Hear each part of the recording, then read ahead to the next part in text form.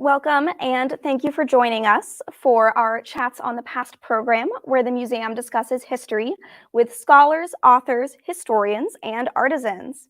My name is Claire Menard, and I am the programs manager here at the Westport Museum for History and Culture. At the museum, we are pleased to offer free programming. However, we do have a donation link if you are so inclined. We understand that this is a challenging time for many, and any support you can offer the museum is greatly appreciated. During our program, if you have any questions, please enter them in the comments box. We will go through appropriate comments and questions at the end of our presentation. We are joined today by Dr. Kyle T. Mays, Assistant Professor of African American Studies, American Indian Studies, and History at the University of California, Los Angeles. Dr. Mays has authored several books on African American and Native American history, including An Afro-Indigenous History of the United States, which is the book we'll be discussing today. An Afro-Indigenous History of the United States analyzes the deep-seated history of anti-Blackness and settler colonialism in America. While the struggles and triumphs of Black Americans and Native Americans are often treated as two separate histories, Dr. Mays demonstrates how closely tied their history is. Dr. Mays, thank you so much for joining us today. Thank you for having me. I'm glad to be here, Claire. Great. So jumping right into things, I think first and foremost, it's important for us to kind of discuss this concept of indigeneity. So the word indigenous, a lot of Americans, when they hear that word, their default thought is Native American. However, in your chapter titled Indigenous Africans and Native Americans in Pre-Revolutionary America, you write, quote, "Enslaved Africans did not lose their ideas of what it meant to be indigenous." Can you explain your use of the term indigenous to refer to Africans as well as Native Americans, and expand upon ways in which Africans' experiences of indigeneity may be similar to those of Native Americans?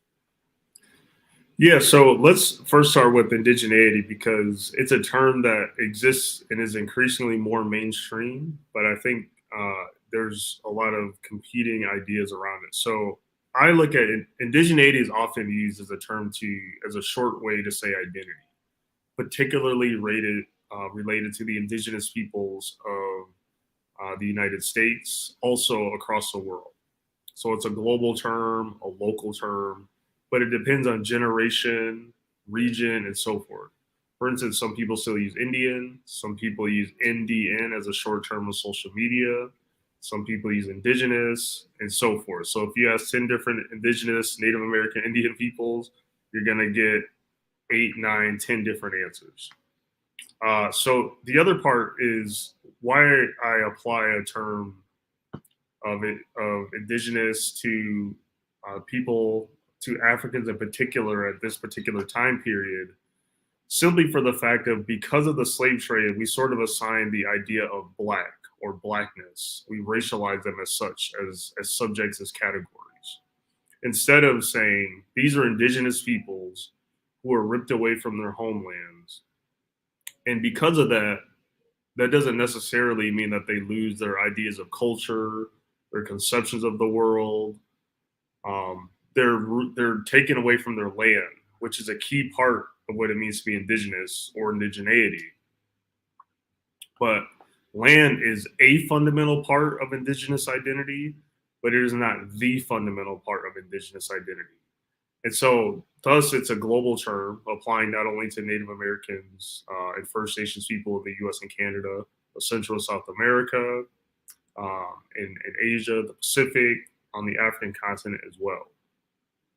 Finally, it's used simply to say that, and I'm not saying that the descendants of people of African descent are therefore indigenous to displace and replace indigenous peoples to North America, because I think some people conflate that, and there is a discourse around that states that Black people are the original Aboriginal people. This is misinformation, but it's persistent and exists on social media. I see it all the time. My image has been used in very odd ways for a variety of different reasons. And so, but indigeneity applies to people of African descent, especially during the particular time period of the slave trade. Right, well, great. Thank you for clearing that up. Taking a step back a bit, I want to ask the more personal question of how did you get interested in history in the first place?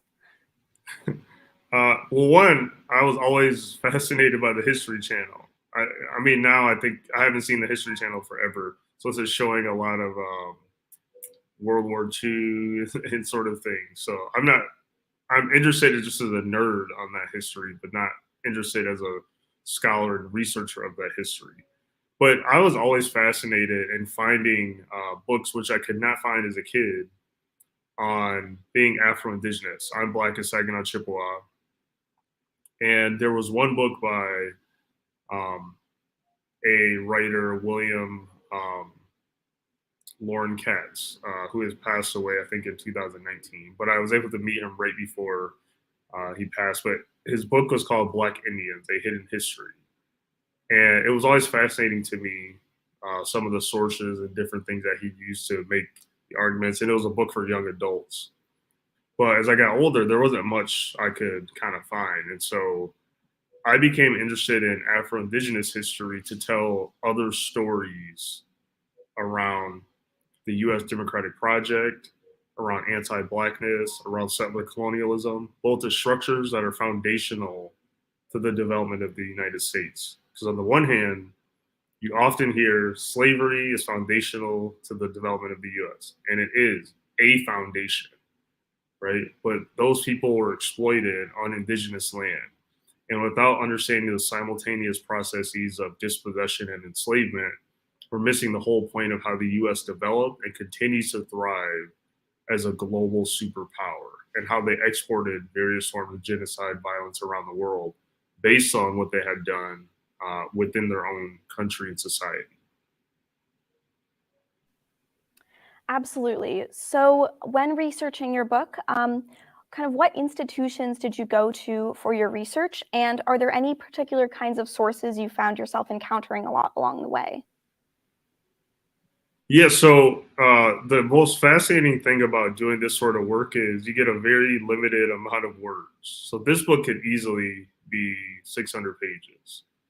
Um, but the wonderful folks at Beacon Press, and shout out to the Revisioning American History series, and one of the best editors in the world, Gayatri Patnick, who was a fantastic editor throughout the process and editor of the series. You have around 75 to 85,000 words. Now, I know for, some of the younger students who might watch this and folks, it's not a lot of words. I know it's a lot of words, but it's not a lot of words to write a book. But the book is meant for the public, for someone who's a non-specialist to pick it up and read it and be able to have access to it. And so I tried to use a variety of sources. COVID did happen in the midst of researching parts of this book. So, for instance, I wanted to do more things on the Buffalo Soldiers and was going to go to the Houston Buffalo. So there's a museum in Houston. Unable to do it because of COVID. Also had a deadline to turn in the book. But what I try to do is look at the United States' founding documents. There's so much in there. For example, the Constitution, the Declaration of Independence, the Federalist Papers, because and that's, you can just easily find those online as well through the government's websites where they have some of these documents, and it makes it in some ways easier to search through, like different search terms and so forth. So I was able to use some of those. I was able to find a lot of documents that are digitized online, and so those happen throughout various archives throughout the country. Other things that were based in Minnesota, Michigan, things based in Boston. So I was able to collect a lot of information through online sources simply for the fact of COVID. But I was in Atlanta at the time and I found a lot of resources that shaped one of the chapters I wrote on civil rights, Black Power, and Red Power. So Atlanta and that institution at Emory University, some of the archives in the Atlanta History Center were pretty instrumental to my to some of the archives I was able to find there. Great. So while doing research, that sounds like it can sound like a lot of fun to people like us. A lot of people are put off by the idea of research and primary sources just because of the dry writing style they will often find reading such Definitely.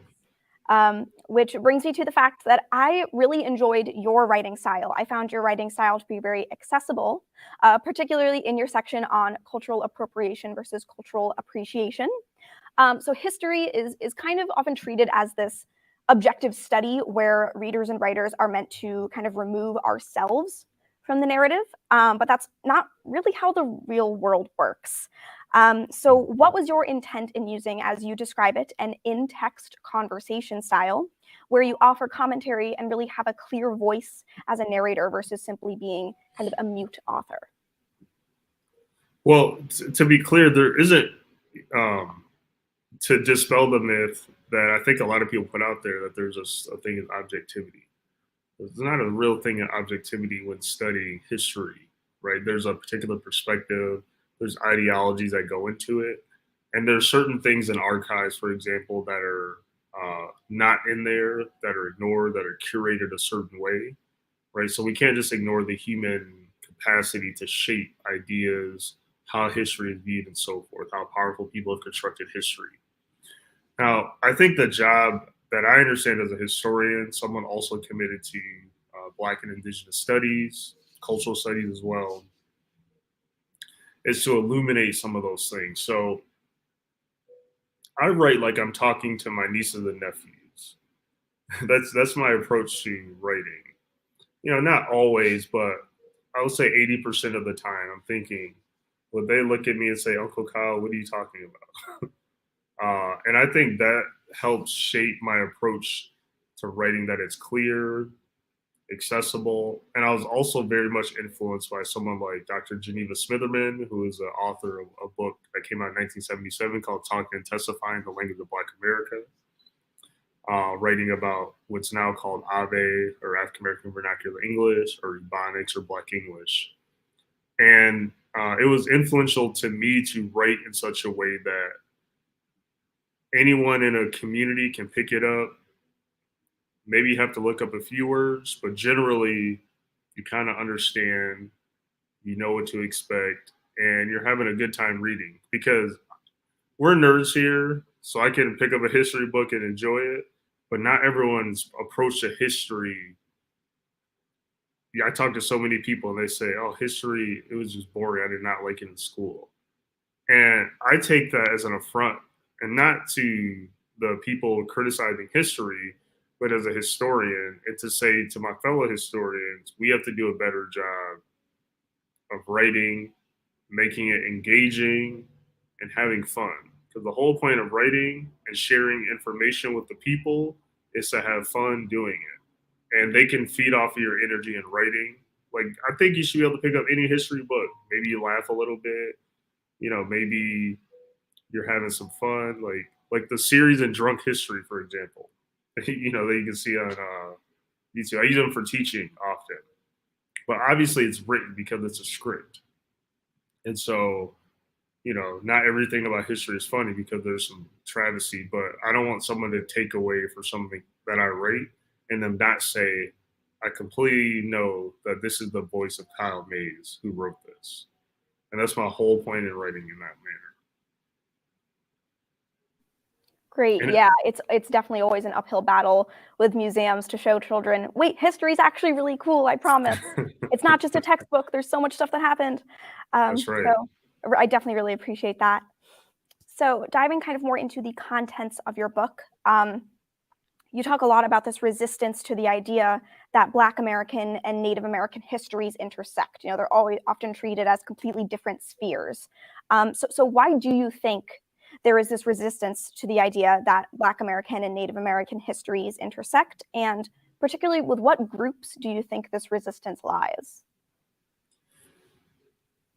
I think the resistance lies in multiple groups. So those in power, as in some parts of the federal government, for example, historically, certainly did not want these groups to interact because they understood the power of oppressed peoples to come together and understand similar forces has shaped their historical and contemporary experiences. I think also Black and Indigenous groups as a collective also have a responsibility or culpability in saying and thinking about their issues as very separate entities. Now, I do want to make clear the one difference that Indigenous nations have is their treaty relationship with the United States government, which is foundational and differ from other racialized and minoritized groups, including Black people, right? So that is a fundamental difference. However, that fundamental difference does not negate the fact that indigenous nations still live under white supremacy, still live under a capitalist system that continues to oppress them as well as other groups. And so when you look at the meaning of tribal sovereignty, even within that larger of those larger constellations of oppression, you're not immune, therefore, from various forms of things that are harmful to the most vulnerable in a Black or Indigenous nation, in a Black community or an Indigenous nation, right? And so this is why looking at structures is so important, which is why I really tried to focus on a lot of things in showing how U.S. democratic institutions have been oppressive to Black and Indigenous peoples, but also how they tried to resist those things. And so pulling out various histories of both conflict, contradiction, and collaboration to me was essential in writing this sort of history. Otherwise, to just say these people collaborated is disingenuous. To say they were always in conflict is ahistorical. And I was always reminded by queer Black feminist Audre Lorde in an essay, Learning from the 60s, when she's talking about solidarity and saying that anything worth achieving as far as justice must be difficult to achieve. Solidarity, in other words, is fleeting, it can be momentary or temporal. And it's important that we understand solidarity in its context and its limitations as well. Of course, I believe in Black and Indigenous and other forms of oppression and identities as like collaborative and important. But we really have to interrogate the meaning of solidarity, which I tried to do within an Afro-Indigenous history of the United States. Yeah, so kind of going off of that, I wanted to talk about this concept of the white gaze. And maybe you can speak to how the white gaze influences questions of identity among Afro-Indigenous communities, and to what extent these separations of identity among Afro-Indigenous people is based on colorism, which is engendered by white American society. Yes, so the white gaze is simply the fact because of white supremacy and colonialism, Black, Brown, Indigenous peoples can often look at themselves through those particular social, historical, and economic lenses. So, as you mentioned, colorism is one thing where someone who's lighter skinned might be seen more desirable than someone who is perhaps darker skinned, or someone whose skin is quote unquote red might not seem as desirable as someone that's lighter or whiter skin, right? And so, but those things are, they happen in Black and Indigenous communities, and they have happened for centuries now, really, right? Because in whiteness, when I use the white gaze, it's less about white people, individual white people, and I think sometimes people conflate those things. I'm not invested or interested in that conversation at all. I mean, I it's not about individual white people at all. It's about a particular power structure rooted in economies, rooted in social oppression that value and also devalue the lives of Black and Indigenous peoples in particular, right? And so, for instance, there are poor white people who I also, sympathize with as well. But historically, they just chose their own economic interests, or not their own economic interests, their racialized interests. W.B. Du Bois talks about this in Black Reconstruction, or my colleague at UCLA, Cheryl Harris, talks about whiteness as property, where notions of property are constructed simply through who can become property or enslaved, who can own property. For a long time, white men in particular, and then who could not own property. So if you're indigenous, you have no notion of land or titles, therefore you cannot own property, and you also happen to not be white, or you have to own land or property within the context of this colonial system that benefits mostly white men in particular, right? So the white gaze is just a way to reference those things. Finally, culturally speaking, it's important that I think Black and Indigenous peoples are able to see themselves outside of, as my colleague and good friend Amber Shark would say, outside of the white gaze, in the sense that they can imagine themselves to be different. So the great songstress Nina Simone, someone once asked her, "What does freedom mean to you?" And she paused, said a few comments. She said, "Freedom is no fear." Now imagine oppressed Black and Indigenous peoples could see themselves and simply be free, right? Free of gender oppression, free of trans phobia, all those sorts of things that can limit the everyday possibilities or freedom dreams, as Robin D.G. Kelly would say, right? All those things are pretty much impossible under our current system, which is deeply infected by the white gaze, right? We need to imagine things very differently, and it doesn't always have to be through that particular lens. Yeah. Real quick before we move on to the next question, I just wanted to remind the audience that if you have any questions, please feel free to type them in the comments box. I see we have one already, which we will get to at the end of our Q&A portion. So if there's anything you would like to ask Dr. Mays, please write it down and we will get to it once we're getting towards the end of our talk. So up next, you discuss in your book how Thomas Jefferson, a very well-known and by many well-loved American figure, was a white nationalist. So what did white nationalism mean to Thomas Jefferson during his time? And what does it mean today? And has that definition changed over time? Oh, it's absolutely changed over time. So white nationalism in this particular context is really how they're imagining a democracy.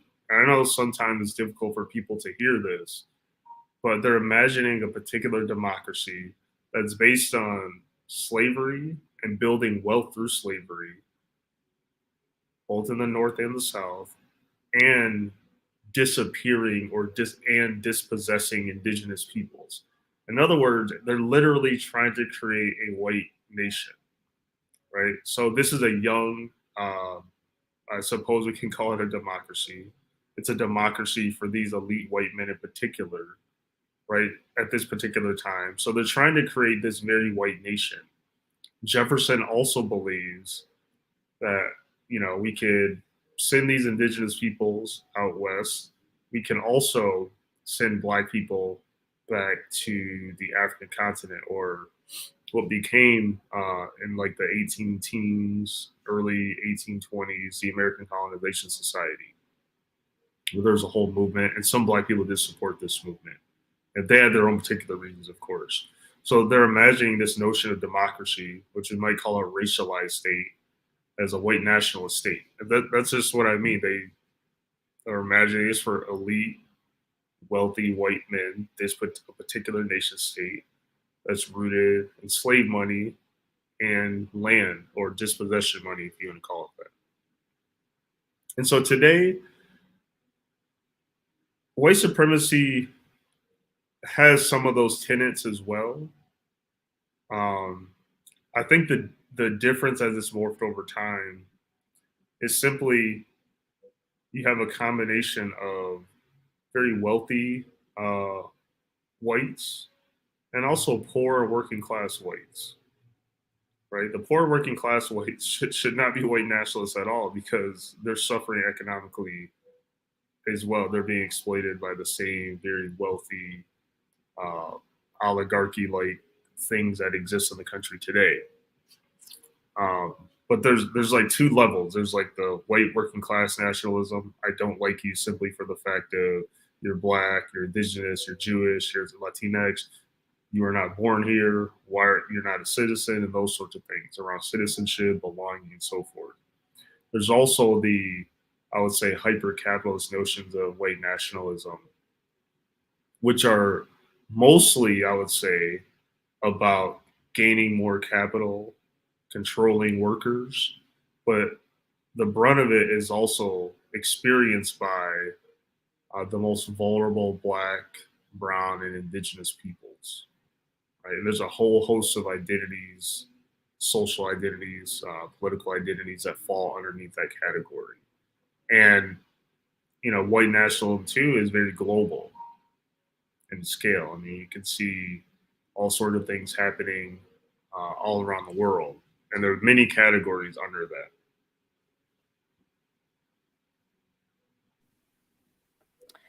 Right. So, in recent years, in particular, online, there have been a lot of debates and discourse, sometimes not the best kind, about the concept of reparations, particularly for Black people, but Indigenous people as well.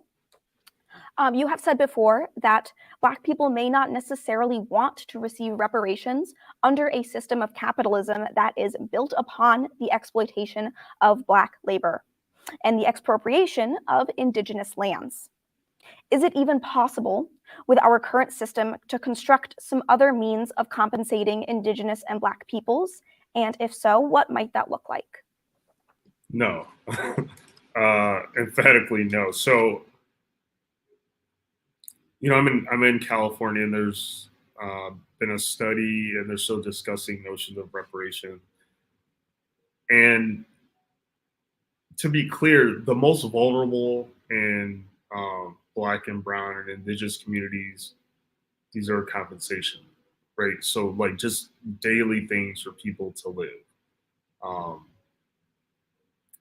but in the current climate of in Evanston, Illinois, Asheville, North Carolina, and California, there's still debates around. It's like you need to build wealth in Black communities. You need to give cash payments, right? And again, I'm not saying people cannot benefit from those things now, right? But there's a couple of things. One, where does reparations that the United States and global corporations, where does that end? Because given that the United States maintains one of the, if not the largest military footprint in the world, and has caused havoc, for example, the so-called war on drugs, on a variety of indigenous and other communities in Central and South America, would they not owe them reparations? Um, the United States' involvement in Haiti over the years, over the decades, I should say, would they not owe them reparations? And so you see where I'm going with this. The other part is, for example, the Bruce family, who was just compensated very recently in Manhattan Beach in Southern California, $20 million for Bruce's Beach, which was taken from them in 1925. And all the articles I read in the news, there was like one line that this was Tonga Gabrielino land, just like one sentence, and it's like there's a huge disconnect between. We could be having a more robust conversation around what does reparatory justice mean? Does it simply mean cash payments? What about returning land to indigenous peoples? Right? And I mean this like seriously. What does returning land actually look like? And I know people can get very upset and nervous about that, but there's been conversations about this around the world. I mean, one of the faults of apartheid in South Africa, when it ended, they did not relinquish land and the resources and the economy back to the indigenous South Africans. Zimbabwe as another sort of example, right? When they're requesting funds from the International Monetary Fund and the World Bank, they're saying you have to restructure your economy, and the land that you took back, which was stolen from you from the Europeans who were in Zimbabwe, you have to give that land back. Right now, is that justice? Absolutely not. But various forms of reparations, it, it just, to me, it just wouldn't sit right with a system built on slavery and dispossession that continues to benefit. Again, continues to benefit. It wouldn't sit right with me taking cash payments, just morally and ethically. It's something that we should reject, even though, again, the most vulnerable need material resources now. But that should not substitute as a long-term goal, building wealth, right? There's a great report out in here from the, can't think of the center, but it's a center at Duke, William Darity, Sandy Darity, some other folks ended up writing that says, there's a common statement that Black people have X amount of money, and if they spend it in their community, therefore they will solve a lot of the issues that they face. And they just say this is just not true. They don't even own a little bit of what's their example, I think, was Chase Bank has, JP Morgan Chase. And finally, in the book From Here to Equality by William Darity and Kirsten Mullen, they say that the United States, in their calculations, would owe descendants of enslaved peoples $15 to $20 trillion. Now let's get real. The U.S. is not paying $15 to $20 trillion to formerly enslaved peoples, right? That ain't happening. So if that's not happening, and they're bailing out a bank right now, right? So and I sound pessimistic, but I'm just, historically, they don't do these things for Black people, Indigenous people in particular. You are absolutely right. There have been several legal battles actually right around the Westport area about reparations, particularly giving land back to certain nations, for example, the Paugussett people, which have had several reservations in the area. Unfortunately, they were kind of bounced around a lot to the point where they had a reservation that was only a quarter acre of land. And there's actually a book written about it called Quarter Acre of Heartache. And it's a really fantastic book. I would recommend everyone read it. So a lot of communities like Westport, we like to separate ourselves from these issues. You know, we like to say, yeah, we should definitely talk about reparations. We should definitely talk about land back, but not our land. It's not our reparations. You know, it's Right. This is happening out west. It's happening in other states, other communities. And I want to bring things back to a more local level. So here in Westport, Connecticut, and I want to start with a quote from your book that I found very true and very impactful, which is, quote, "History has shown us that, for the most part, white liberals can't be trusted. If you grow up in a privileged society for centuries, it has to be hard to not only accept a possible uprooting of society, but also an active dismantling of those structures that is led by others." Now, Westport, Connecticut is a very wealthy and overwhelmingly white community, where many of its residents would describe themselves as liberals. However, like many other communities, Westport also has ties, very strong ties, might I add, to enslavement and the slave trade, and colonization of native lands, in this particular case, largely Paugussett lands. So can you expand upon what you meant by this statement of white liberals can't be trusted? And can you provide some examples of how prevailing white liberal ideals about US democracy and the role many believe themselves to play within it may not reflect the reality or serve the interests of social justice? Yeah, so when I wrote that, I was thinking of Dr. Martin Luther King Jr.'s letter from a Birmingham jail, I think written in 1963. And when he's criticizing white liberals in particular for being just sitting on the sidelines a little bit, letting things play out, not really intervening and putting their own bodies on the line, right? There was a college students, of course, who disrupts that narrative slightly, but it's not like, that's not the majority white Americans during that particular time period. And Malcolm X always had fantastic critiques of white liberal. He stated it more plainly, I think, than Dr. King would, but he was not wrong. Another person I think about when I was writing that was Steve Biko, the South African activist and writer who was murdered by the police in South Africa. And he has a lot of important, I think, critiques of white liberals, James Baldwin as well, right? So the list goes on and on. And I think the importance of that, and it makes people uncomfortable and upset, but it really shouldn't. It's just a moment of introspection to say, someone I identify as white and liberal, right? Me and some of my friends always joke about this all the time. I'm sure they have a Black Lives Matter, thing in their yard, a sign or whatever. They probably voted for Obama twice, would definitely do it a third time, right? There's that quote in what's the movie? The Jordan Peele movie. I can't think of the name.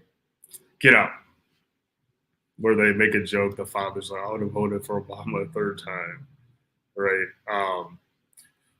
And so, but that's not enough. And I think one of the real issues is people they think U.S. democracy is one of the best in the world, where any sort of social, political, economic metric that's looking at a variety of countries just said that's just not true. Educational, across the board.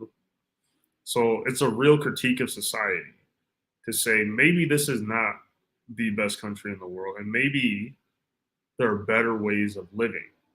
And maybe just being liberal, that is simply voting for the Democratic Party, is not enough, right? I think voting has a place and it's important, right? But there are certainly other forms. You need to constantly protest and take the lead from some of the most marginalized in society. And that I mean incarcerated peoples. I live in downtown LA. I mean people who are living on Skid Row. I mean trans people who are experiencing uh, high levels of violence every day, right? Simply for being trans and black, right? So this is what I mean, and I believe in inter and interracial coalitions across the board, right? But you have to decenter whiteness in the sense that you're not there and just being white. You acknowledge being white. Like when people ask me, what can white people do and so forth.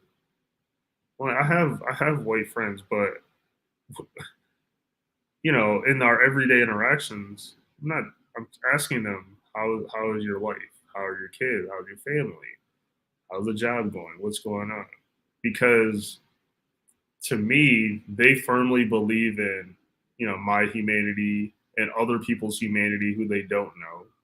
And they have legitimate critiques of capitalism, of racism, anti-Blackness. They believe in supporting indigenous sovereignty and those sorts of things. In other words, my question is always, what is your theory of social change? And if it's, I'm going to vote for the Democratic Party over and over, let's not rock the boat too much. We should peacefully protest and those sorts of things. Then you're not serious about change and you're not outraged about the violence that the most vulnerable in our community experience every day. Right? And so this is what I mean. And you can't trust them. And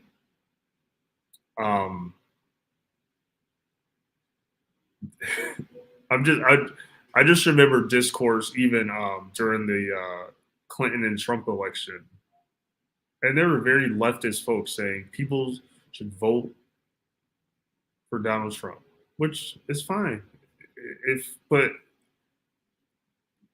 you're not thinking about the most vulnerable people when you are making claims like that, right? And I don't know. It's a sore spot. It'll forever be a sore spot, and it's just frustrating. I'm like, y'all have to do more because you have to put your bodies on the line.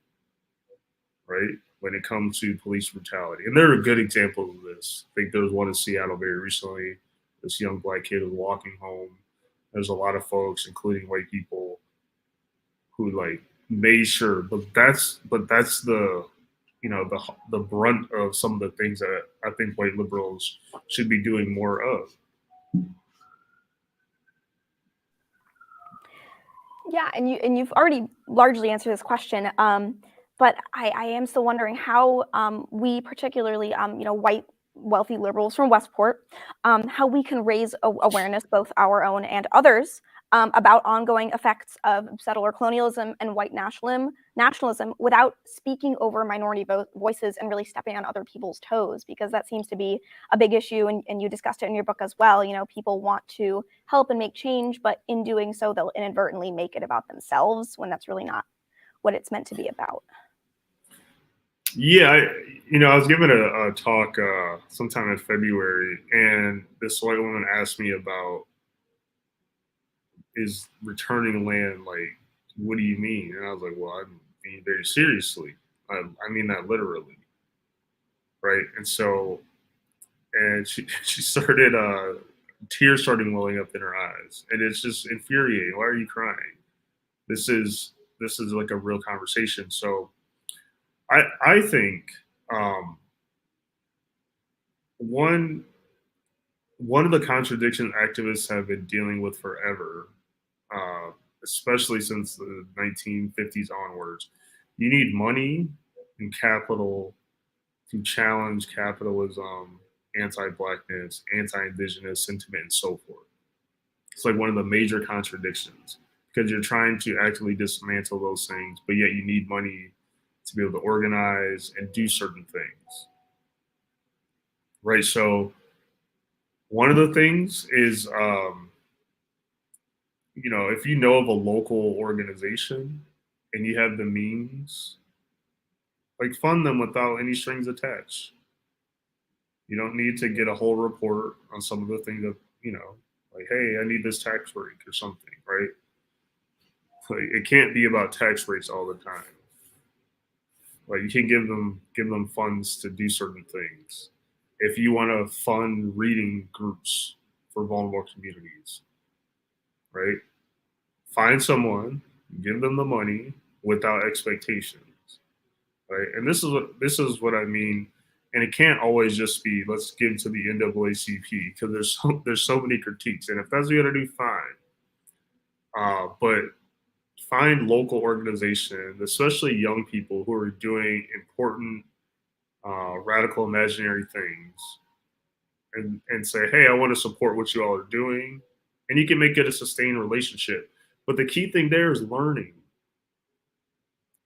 right? If they have time to learn and imagine, I think Tupac said this when he was a 17-year-old kid. It's difficult to learn when you're hungry, and to really be able to think about the kind of world you want to live in. And one of the things that can easily be done is funding a variety of projects that people want to do. Fund projects where kids are able to learn about the history of their neighborhood, maybe how it's changed, doing oral history of some of the elders in the neighborhood, like helping them imagine creative ways to police their own communities. And I don't mean police as in policing, but just putting a protection around their communities, right? So people can feel safety. And there's so many important things that can be done around this, but often they need money and resources. And just look around and ask people, like, what are y'all doing? How can I support you? And that's the biggest question. Often it's money. Maybe they just want a space to use, to meet, right? If you own a property that you're renting out for an Airbnb, which is causing trouble, around places all around the world, right? Maybe that can be a community space for people to utilize. There's so many just small things that would require giving up a minimal amount of effort and wealth that can be done. Meeting spaces, funding certain things, right? All these things are things that could be done, tomorrow as soon as you connect with people without strings attached and being overbearing. Remember the white man's burden, right? You're not saving these young people either. It's just being in support of.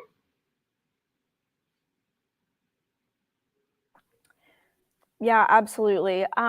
Before we get into the audience questions, we have one here. I do want to read off two interesting comments I think we got. The first says, the problem with trying to pay reparations to formerly enslaved people is also so hard because the documentation was so poor that it's difficult to connect descendants to enslaved ancestors, which is definitely something we've dealt with here as well. It's difficult. I think California is you have to be able to prove an ancestor from the 19th century, which is difficult. And records were easily destroyed, especially in the South during the Civil War as well.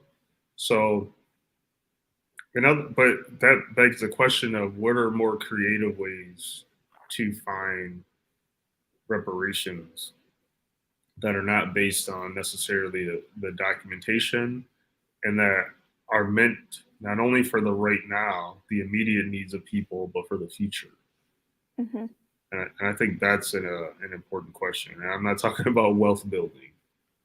Yeah. And I think a lot of these resources are being locked away, particularly amongst Native communities, by this whole concept of blood quantum, which I'm sure we could get into a whole conversation about, but it is a serious issue that I think needs to be addressed as well. A lot of people don't even know what blood quantum is. If you want to give just a brief description so they know. Yeah, so blood quantum is simply a tool imposed on indigenous nations in the we'll say 1866 up until probably the 1950s or so, 1960s, where, depending on what's considered your level of blood, therefore you're indigenous. The less blood you had, you become less indigenous, right? So some tribal nations have gotten rid of that, and they just want to show that you have an ancestor on a particular role, say from the 1890s. Many persist in using it, and so it's a colonial tool that indigenous nations who persist and proclaim to be sovereigns, and some continue to utilize this. And in many ways, they don't have to. If you're a sovereign nation, you can determine citizenship in a variety of ways. It can be from a role, it doesn't have to be blood quantum at all. And so it's just allowing for people to be disappeared. And so in that way, it's a colonial mechanism, but it's something that tribal nations should exercise a different approach to including citizenship. Yeah. So one more comment we got is, I'm glad you referenced Get Out. I think it's a fantastic exploration of cultural appropriation slash racial fetishization, white liberalism, and white nationalism as reliant on exploitation of Black bodies. Yeah, so I just wanted to read that one out as well. Yeah, it's a cool film. It's a cool in a lot of ways. Yes, I shamelessly plugging Jordan Peele. I think all his work is fantastic. I think anyone who likes horror movies, if you are a horror movie fanatic, definitely go check those out. Not for everyone. Not everyone likes horror movies, but I think they're fun. So we do have a question here, which is, Dr. Mays, what's the biggest concept or thought that you want readers to walk away from after reading your book? Biggest concept or thought?